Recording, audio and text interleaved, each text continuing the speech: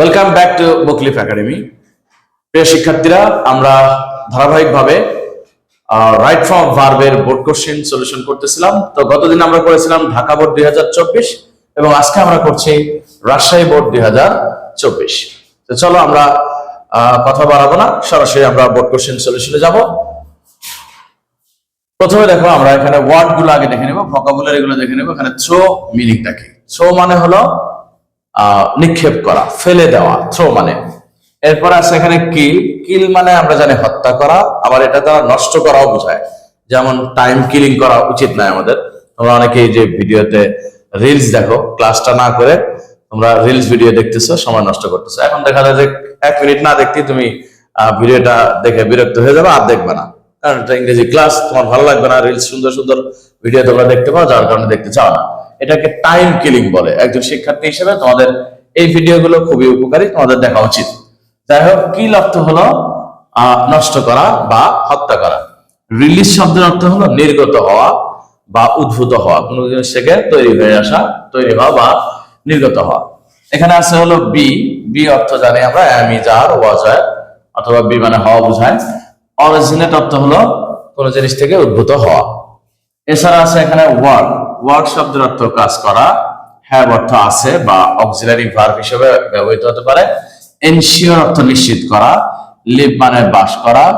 Pollute মানে হলো দূষণ করা। যাই হোক, আমরা ভোকাবুলারি গুলো দেখলাম, এবার আমরা সরাসরি প্যাসেজ যাচ্ছি।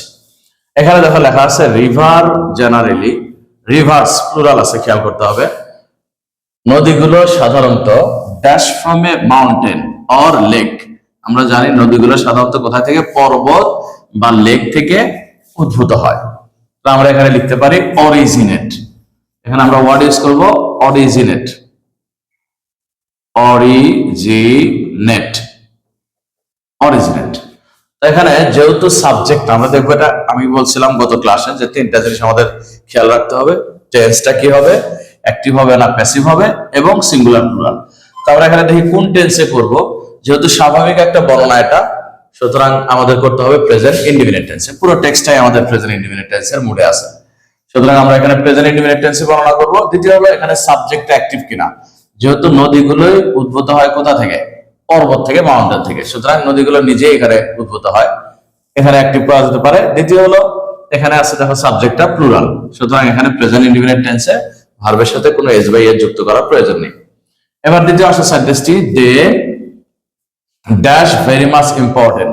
এগুলো খুবই গুরুত্বপূর্ণ ফর আওয়ার এক্সিস্টেন্স, আমাদের অস্তিত্বের জন্য, অ্যান্ড ইকোনমি, আমাদের অর্থনীতির জন্য। গত ক্লাসে বলেছিলাম যে কোনো সেন্টেন্স করার সময় যদি বাংলার ক্ষেত্রে ভার্বের প্রয়োজন মনে না হয়, উচ্চ থাকে এরকম মনে হয়, তাহলে সেক্ষেত্রে অবশ্যই বি ভার্ব ইউজ করতে হবে। এখানে দেখো দের পরে দে, যেহেতু প্লুরাল আছে, দে থাকলে আমাদের ইউজ করতে হবে হলো এম ইজ আর। বি ভার্বের পরিবর্তে আমরা এখানে ব্যবহার করব আর। এরপরে আসো বাট আনফরচুনেটলি, কিন্তু দুর্ভাগ্যক্রমে, উই আর, আমরা, dash our rivers by throwing industrial and domestic waste. অর্থাৎ আমরা কি করছি? আমাদের রিভার গুলোকে নষ্ট করে ফেলছি। বাই থ্রোয়িং, নিক্ষেপ করে বা ফেলে দিয়ে, ইন্ডাস্ট্রিয়াল অ্যান্ড ডোমেস্টিক ওয়েস্ট, অর্থাৎ শিল্প কারখানা বা গৃহস্থলীর বর্জ্য ফেলে আমরা আমাদের নদীগুলো নষ্ট করছি। নষ্ট করছি বললে কি আসবে? কিল।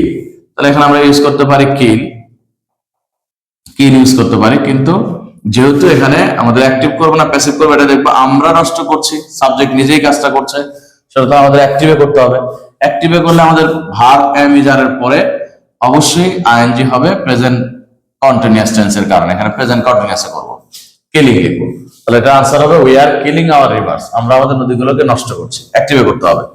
দ্বিতীয় সেন্টেন্সে আমরা মোস্ট অফ দা ইন্ডাস্ট্রিজ, অধিকাংশ শিল্প কারখানা, ড্যাশ ওয়েস্ট ট্রিটমেন্ট প্লান্টস, অধিকাংশ শিল্প কারখানা ড্যাশ আর ওয়েস্ট ট্রিটমেন্ট প্লান্ট মানে আমাদের আবর্জনা ট্রিটমেন্ট প্লান, মানে আবর্জনা ব্যবস্থাপনার জন্য ট্রিটমেন্ট প্ল্যান লাগে, আমাদের ওয়েস্ট ট্রিটমেন্ট প্ল্যান লাগে বিভিন্ন কারখানাগুলোতে। কিন্তু এখানে বোঝাচ্ছে যে আমাদের অধিকাংশ শিল্প কারখানার ওয়েস্ট ট্রিটমেন্ট প্ল্যান নেই। নাই বুঝালে বা নেই বুঝালে ব্যবহার করতে হয় হলো ডু নট হ্যাভ বা ডাজ নট হ্যাভ।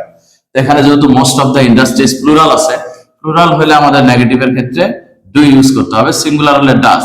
তাহলে আনসার হবে ডু নট হ্যাভ, এটার আনসার হবে ডু নট হ্যাভ, মানে নেই।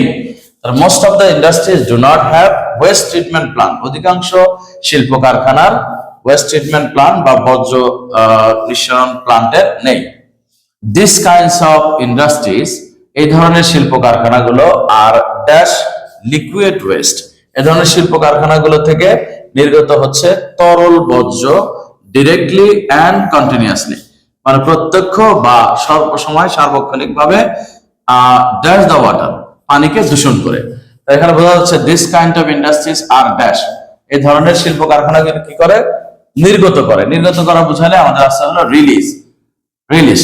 তাহলে এখানে আমরা যদি রিলিজ ব্যবহার করি, রিলিজ ব্যবহার করলে কি হবে, তো এখানে খেয়াল করো most this kinds of industries are release, তো আমরা আর আছে এখানে, এখানে আগে দেখতে হবে আমাদের অ্যাক্টিভ আছে কিনা, এই কাজটা করছে কিনা, শিল্প কারখানাগুলোই নির্গত করছে, সুতরাং এটা অ্যাক্টিভে আছে।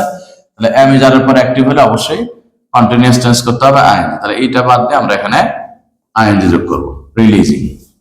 এরপরে আসো অর্থটা আরেকবার বলি, দিস কাইন্ডস অফ ইন্ডাস্ট্রিজ, এই ধরনের শিল্প কারখানাগুলো আর রিলিজিং লিকুইড ওয়েস্ট, অর্থাৎ তরল বর্জ্য নিঃসরণ করছে ডিরেক্টলি সরাসরি আর কন্টিনিউয়াসলি সার্বক্ষণিক ভাবে ড্যাশ দ্য ওয়াটার, পানিকে দূষণ করে। তাহলে এখানে দূষণ বলতে পলিউট হবে। এখন দেখো যেহেতু আমরা একটা সিম্পল সেন্টেন্স দেখতে পাচ্ছি এখানে, this kinds of industries releasing, simple সেন্টেন্সে আমরা একটা ভার্ব যেহেতু এখানে ইউজ করেছি টেন্স অনুযায়ী, আর একটা ফাইনাইট ভার্ব আমরা ইউজ করতে পারি না, সুতরাং এখানে নন ফাইনাইট করলে অবশ্যই আমাদের কি করতে হবে, এটাকে আইএনজি করতে হবে। তাহলে আমরা এটাকে আইএনজি করলে পলিউটিং। তাহলে this kind of liquid, this most of the industries are releasing liquid waste directly আর কন্টিনিউয়াসলি পলিউটিং দ্য ওয়াটার, অর্থাৎ পানিকে দূষণ করে প্রত্যক্ষ বা সার্বক্ষণিক ভাবে এ ধরনের শিল্প কারখানা থেকে বজ্র নিঃসরণ হচ্ছে। আওয়ার আনকনসিয়াস পিপল, আমাদের যারা অসচেতন লোকজনেরা আছে, also dash different kinds of West, আমার ওয়েস্ট ম্যাটেরিয়াল ইনটু রিভার্স, মানে আমাদের অসচেতন লোকজনরা কি করে, ডিফারেন্ট কাইন্ডস অফ ওয়েস্ট, বিভিন্ন ধরনের বর্জ্য পদার্থ ওয়েস্ট ম্যাটেরিয়াল কি করে, ইনটু রিভার, নদীতে ফেলে। তো ফেলার ইংরেজি বা নিক্ষেপ করা ইংরেজি বললাম আমরা থ্রো।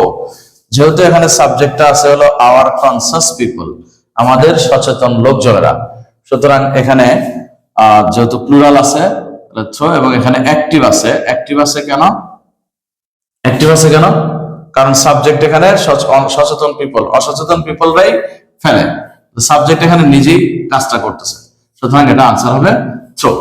এরপরে দেখো পরের সেন্টেন্সে যাও, সো সুতরাং to keep the existence of fishes, to keep the existence of fishes অর্থাৎ মাছগুলোর অস্তিত্ব রক্ষায়, অ্যান্ড আদার স্পিসিস এবং অন্যান্য প্রাণীদের অস্তিত্ব রক্ষার জন্য ড্যাশ ইন দ্য ওয়াটার, এখানে ইউজ করতে হবে কি, to keep the existence of fishes, মাছগুলোর অস্তিত্ব ধরে রাখতে, and other species dash in water, এবং পানিতে বাস করা অন্যান্য প্রাণীদের অস্তিত্ব ধরে রাখতে। পানিতে বাস করা, বাস করা হলো লিভ, এখানে লিভ ইউজ করব।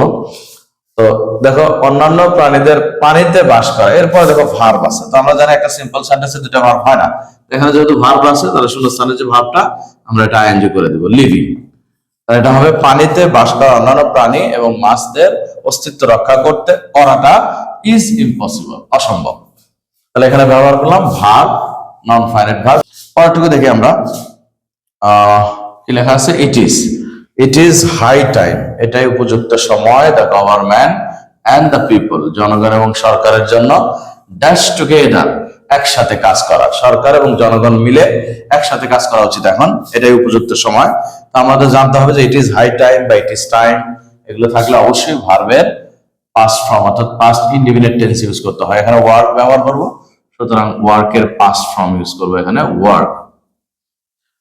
এরপর দেখো আদারওয়াইজ, অন্যথায় এ happy prosperous and pollution, happy prosperous and pollution free environment, এখানে কি বলছে, অন্যথায় একটি সুখী, উন্নত এবং দূষণমুক্ত এনভায়রনমেন্ট, পরিবেশ, can't be dash for the next generation, পরবর্তী জেনারেশনের জন্য এটা নিশ্চিত করা যাবে না বা যেতে পারে না, সুতরাং নিশ্চিত করা ইংরেজি এনশিওর। আর তোমরা জানো এখানে ক্যানট বি আছে, তার মানে বি থাকলে প্যাসিভ আছে, প্যাসিভ থাকলে অবশ্যই মূল ভার্বের পাস্ট পার্টিসিপল করতে হবে। এই হলো আমাদের আজকের এই ক্লাসটা, আমি আনসার গুলো তোমাদের ইয়ে করে দিব। তো আমরা এখানে কয়েকটা রাইট ফর্ম ভার্বের কয়েকটা নিয়ম পেলাম। সেই নিয়মগুলোর মধ্যে একটা হলো আমরা পেলাম যে টেন্সটা আমাদের খেয়াল করতে হবে, এটা আমরা দেখলাম টেন্সের বিষয়। আরেকটা দেখলাম সাবজেক্ট নিজে কাজ করে কিনা, অ্যাক্টিভ বা প্যাসিভ, এটা হলো ভয়েসটা খেয়াল করলাম।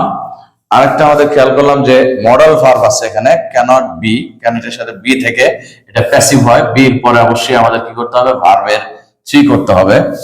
আর আমরা ভিন্ন কোনো নিয়মের মধ্যে পাইনি। আরেকটা হলো অ্যাক্টিভ থাকলে কন্টিনিউয়াস টেন্স হয়, আমি যার থাকলে ভার্বের সাথে আইএনজি পাস্ট পার্টিসিপল হয় প্যাসিভ হলে। এখানে অন্য কোনো নিয়ম নেই, খুবই স্বাভাবিক একটা বোর্ডের কোশ্চেন ছিল। Thank you very much.